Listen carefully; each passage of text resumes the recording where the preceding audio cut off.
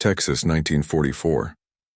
The sun had barely climbed over the horizon when the trucks rolled through the dust outside Amarillo. The engines coughed, sputtered, and died, leaving only the sound of cicas and a low wind pushing through mesquite trees. Inside one of the trucks sat a group of German prisoners, not soldiers, but women. Their khaki uniforms were creased, their eyes hollow from weeks of transport across oceans and borders. Among them, 24-year-old Lisa Lotto Minhart, a former Luftvafa radio operator captured near Sherborg. She had imagined America as a cage of steel and fire. Every rumor from home had told her the same thing, that captured Germans would be beaten, humiliated, or made to dig their own graves under the desert sun. The truck doors creaked open. She braced for shouting, for the crack of a rifle butt, but instead came a calm voice, slow and strange in its rhythm. "Ma'am, watch your step." A man in a tan hat stood waiting, his sleeves rolled up, dust on his boots. He wasn't a guard in a uniform. He looked like the man she had seen in Western films before the war, a cowboy. Behind him, the Texas skies stretched so wide it seemed unreal, blue to the edge of the earth. Lisa Lotto blinked in confusion. The air smelled of horses and hay, not gunpowder. Around her, other women climbed down hesitantly, clutching their small bags. There were no chains, no shouting, just a few soldiers leaning on rifles, watching without malice. The cowboy handed her a tin cup of water.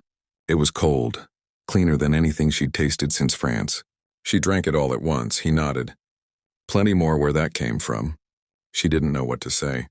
Back home, they had been told Americans were savages, a nation of criminals and factory slaves who lived for money and machines.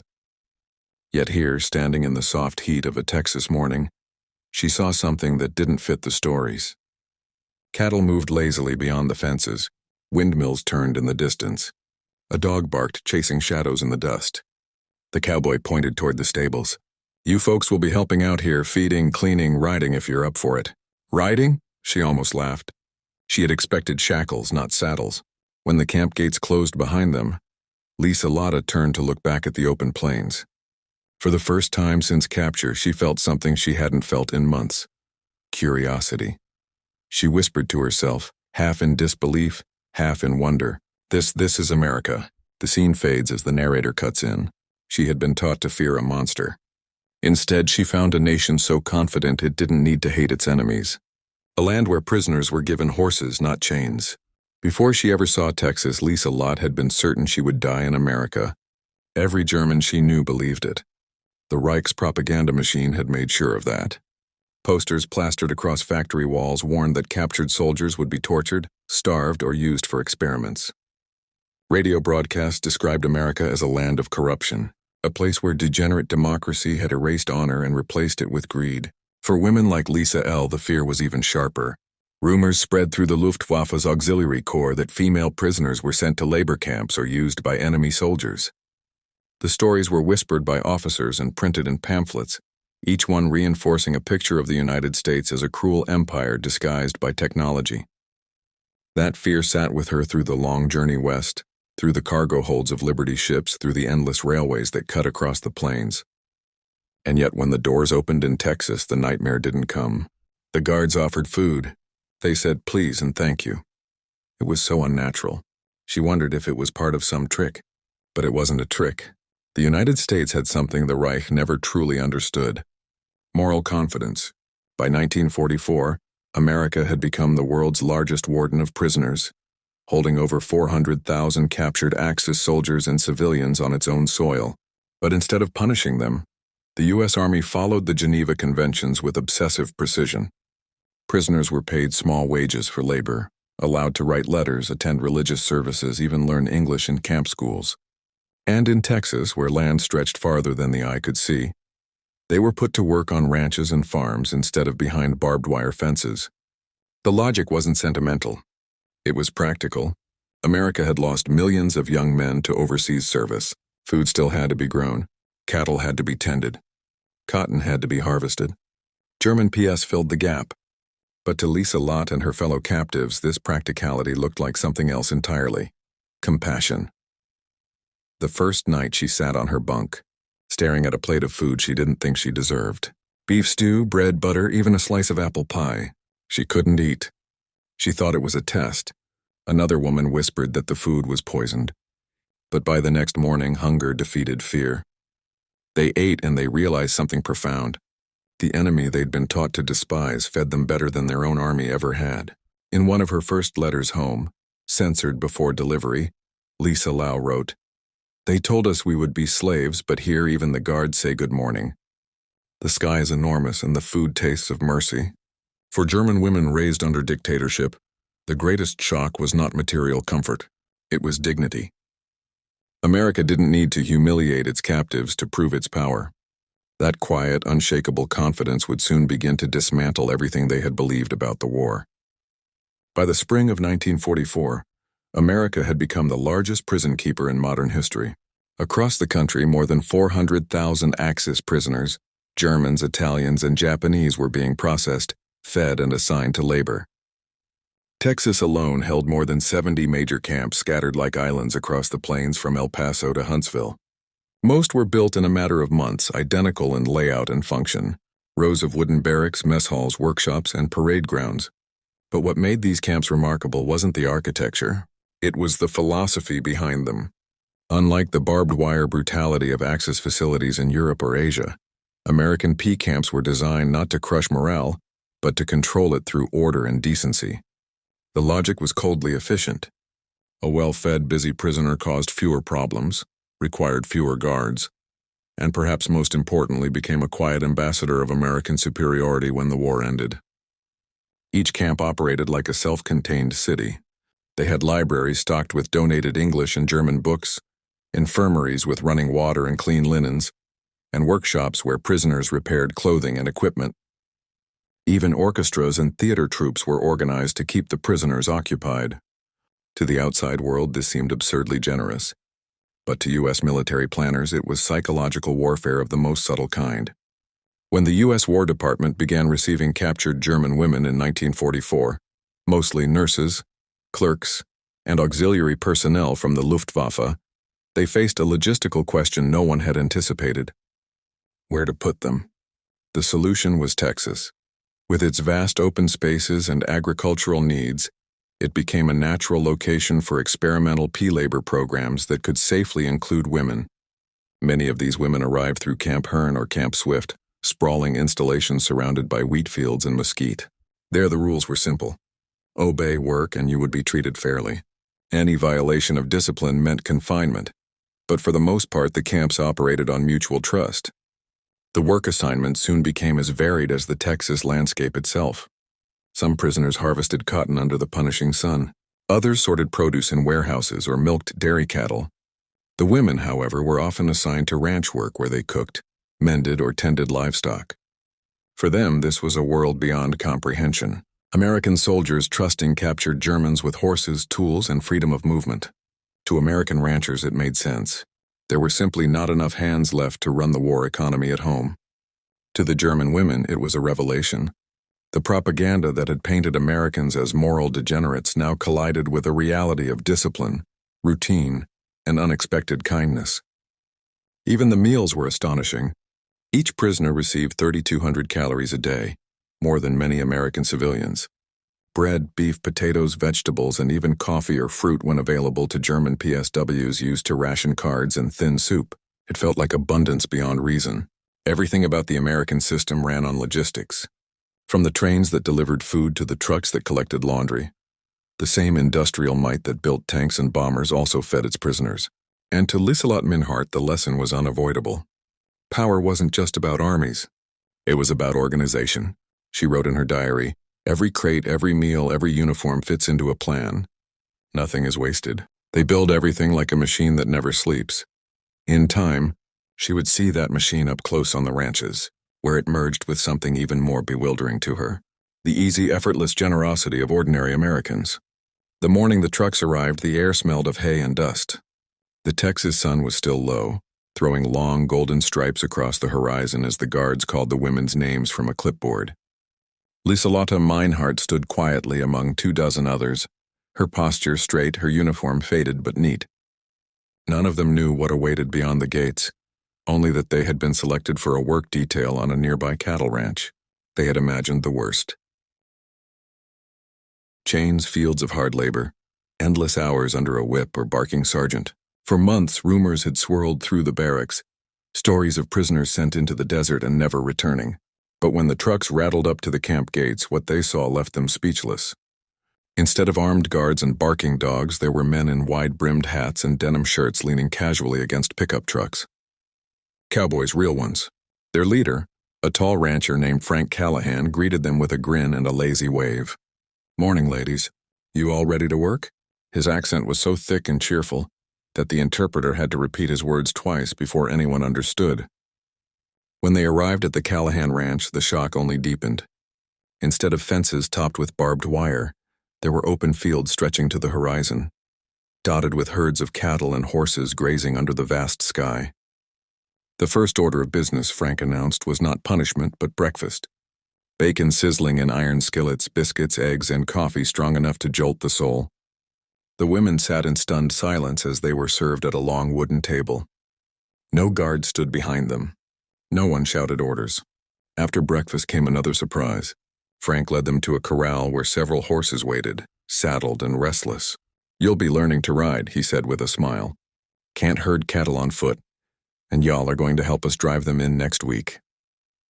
Laughter rippled nervously through the group. Lisa Lotto whispered, "He's joking." But Frank wasn't. Within minutes, the ranch hands were pairing each woman with a horse, offering gentle instruction in broken German and patois. At first it was chaos. Skirts tangled, saddles slipped, and shrieks echoed through the corral as one frightened mare bolted, dragging its rider in circles. The cowboys laughed, not Cree, but warmly, helping each woman back into the saddle. "Don't fight her," one drawled. "Just feel the rhythm. She'll carry you if you trust her." By noon, the women were covered in dust and sweat, but they were laughing.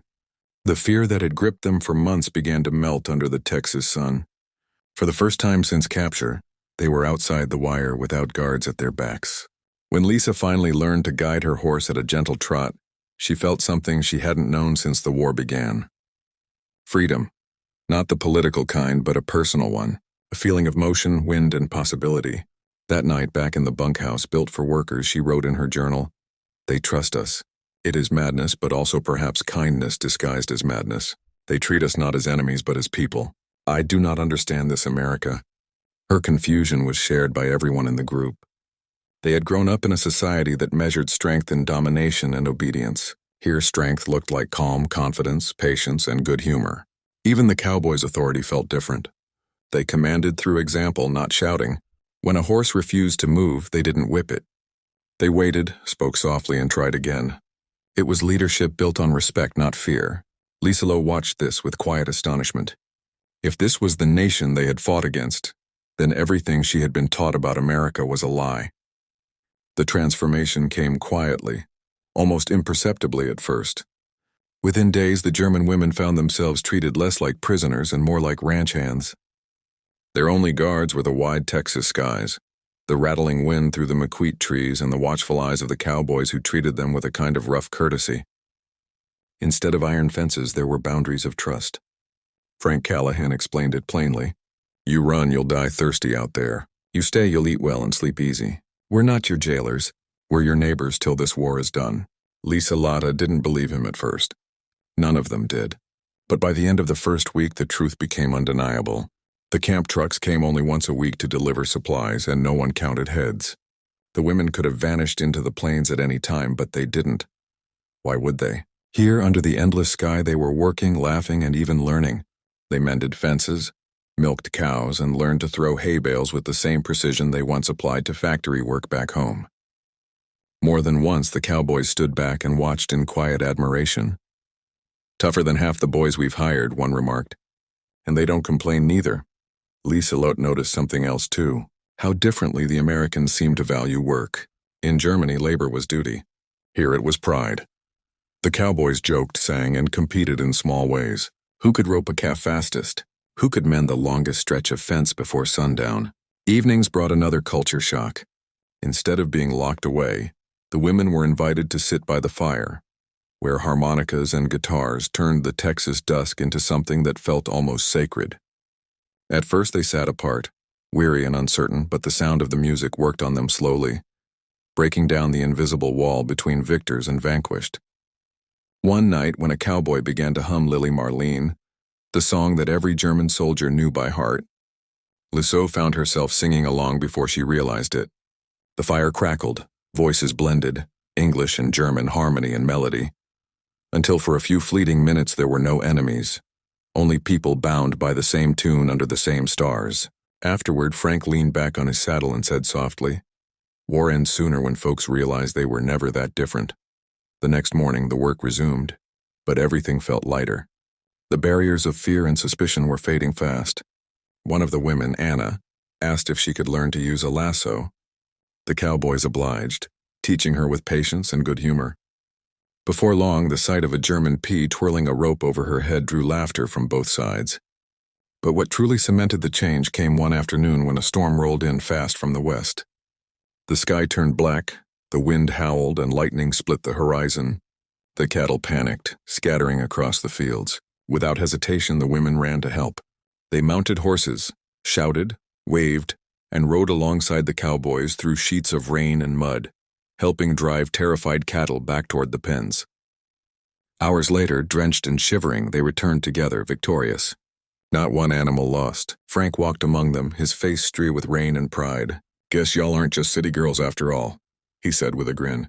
That night, the ranch hands quietly hung a hand-painted sign over the bunkhouse door. The German cowgirl girls. Lisa Lotto looked at it in disbelief, then laughed until tears came. Somewhere deep inside, a shift had occurred. The war, the propaganda, the fear, it all seemed far away. What mattered now was survival, work, and the strange dignity of being trusted. In a world at war, that trust was rarer than gold. By early autumn, the air on the Texas plains began to cool, and so too did the walls around the German women's hearts. The war still raged across Europe, but here time seemed to move differently. Yeah, the days were filled with honest work, and the nights with quiet laughter and the hum of crickets. For the first time since capture, mail was allowed. Each woman received a single sheet of official camp stationery and was told she could write one letter home. The pages would be censored, of course, but even within limits, it was a rare chance to speak to the world they'd left behind. That night, the bunkhouse was silent except for the scratch of pencils on paper. Lisa Lau's hand trembled as she began. "Dearest mother, I am alive, and I must tell you something you will not believe. I am working on a farm in Texas. They call it a ranch. The people here are kind. Yes, truly kind. They give us food. So much food I can hardly eat it all. They even let us ride horses. The men wear hats as wide as dishes and drink something called Coca-Cola. They play music after work and teach us their songs." She paused, staring at the words. Would her mother think she had gone mad? The propaganda in Germany had painted American POW camps as brutal, inhumane places where prisoners were starved and beaten. But here in this sunburnt paradise, she was drinking coffee every morning and learning to make chili. She continued, "Mama, they trust us. We could run, but we do not, because we are free in all the ways that matter. I never thought freedom could look like this." The letters were collected the next morning. Weeks later, replies came, carefully censored and trembling with disbelief. "Lisa, are you sure? You must be mistaken. Perhaps you are dreaming. They would never treat prisoners so well." Her mother wasn't the only one who doubted. Other women received similar replies. Their families refused to believe tales of hamburgers, open fields, and friendly cowboys. To those still enduring bombing raids and ration cards back home, such a life sounded like a fantasy.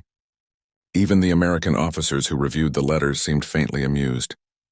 "Y'all are writing fairy tales," one chuckled. "Nobody's going to believe you over there." But the reality was undeniable. Each day, the German PS rode deeper into a version of America that defied everything they'd been taught.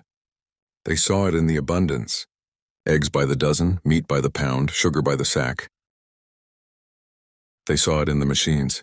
Tractors roaring across fields powered by gasoline that seemed endless. They saw it in the attitude. No hierarchy, no bowing, no fear. When Lisa Lotto asked one cowboy why he treated them so kindly, he shrugged. "Lady, war's over for you when you get here. Ain't no use fighting ghosts." It wasn't forgiveness exactly. It was something more pragmatic, an American kind of mercy that measured worth by work, not by flag. One afternoon, a new group of PS arrived. Male soldiers from another camp. They watched in disbelief as the women led horses from the barn, laughing and chatting freely with the cowboys. "This cannot be real," one muttered in German. But it was. For the newcomers, the sight of their female comrades riding across open pastures without chains shattered years of conditioning.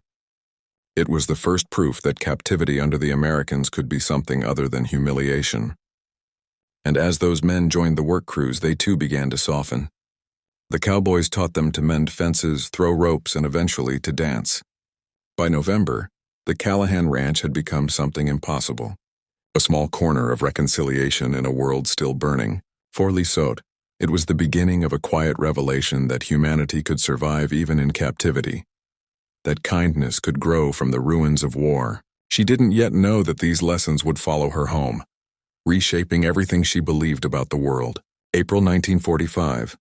The wind across the plains carried the scent of spring grass and rain. Calves had been born, fields were greening again, and rumors were swirling faster than the dust devils that chased each other across the pastures. Germany was collapsing. Berlin surrounded. Hitler dead.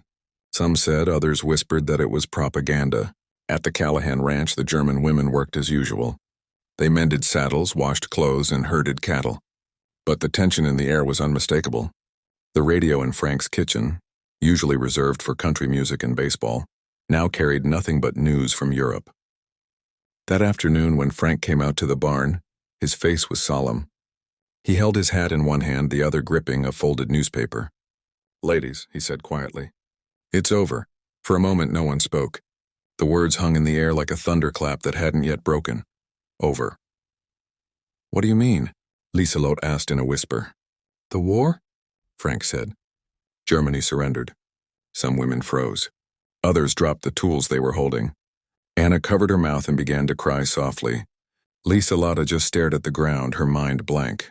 For years, everything, every breath, every fear, every loss had been tied to the war. Now suddenly it was gone. No one cheered. There was no celebration, only stunned silence and the distant lowing of cattle. The women gathered that night by the fire, their faces lit by flickering orange light, unsure whether to feel relief or grief. Frank poured coffee for everyone and said quietly, "It's done now. You all can go home soon." The word home hit harder than any news of surrender. Home. What did that even mean anymore? Their towns might be gone, their families displaced or dead. Germany was rubble. Lisa sipped her coffee and watched the sparks drift up into the night. "What will we go back to?" she murmured. Frank didn't answer. He didn't need to. Everyone knew there was no easy answer to that question. In the days that followed, the U.S. Army sent officers to process the prisoners for repatriation. Trucks arrived to transport them back to official camps where they would await ships bound for Europe. The Cowboys stood quietly by as the women packed their few belongings, mostly clothes, letters, and small keepsakes.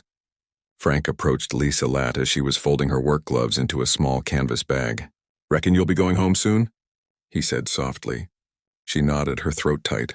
"Thank you, Mr. Callahan, for everything." He smiled, eyes squinting under the brim of his hat. "Ain't nothing to thank me for. You all worked hard. Earned your keep. That's all any of us can do." Then with a playful grin, he reached behind him and held out something wrapped in brown paper. "Got something for you." Inside was a brand new Stetson hat, cream-colored, soft as suede. "So you don't forget Texas," he said. Lisa Lotto laughed through tears. She put it on awkwardly, the brim shading her eyes. The ranch hands whooped and clapped, and someone shouted, "Yeehaw!" The German cowgirl rides again. When the trucks finally rolled out, the women looked back through the wooden slats and saw the ranch fading into the distance. The barns, the windmill, the men waving their hats in farewell. For Lisa L., that sight would never fade. It wasn't just a place. It was a revelation. She had come to Texas a prisoner and was leaving as something else. Someone who had glimpsed a different way of living, where dignity came not from rank or fear but from simple respect. As the truck rumbled down the dusty road, she whispered to herself, "Maybe we lost the war, but perhaps we can still win peace." In that moment, watching the wide horizon of America disappear behind her, Lisa Lotto realized that the greatest freedom she had found wasn't physical, it was moral. She had seen the power of kindness, and it had changed her forever. The journey home took months. The war might have been over, but the ocean crossings were slow and bureaucracy slower still. When the ship carrying Lisa Lotto and her fellow prisoners finally reached Bremerhaven, Germany, it was winter again. Cold, gray, and broken. The docks were ruins. The city was flattened. What had once been streets were now rivers of rubble. As the women stepped ashore, their breath turned white in the frigid air. This was homecoming, but to a homeland that barely existed anymore. American officers handed them small care packages before they disembarked. Chocolate bars, canned food, and letters with instructions on where to go next. The sight of an American Red Cross logo on every box was both surreal and humbling. For years they had been taught that Americans were monsters, materialistic, cruel, and without honor. But now, holding a Hershey bar and wearing a Texas cowboy hat, Lisa Lotto felt the weight of that lie crumble completely. When she arrived in her hometown, what she found confirmed what she already knew in her heart. The war had devoured everything.